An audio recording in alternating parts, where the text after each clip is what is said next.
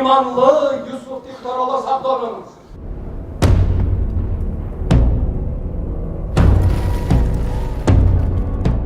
Onlar yerde yangan buğday bakıydı.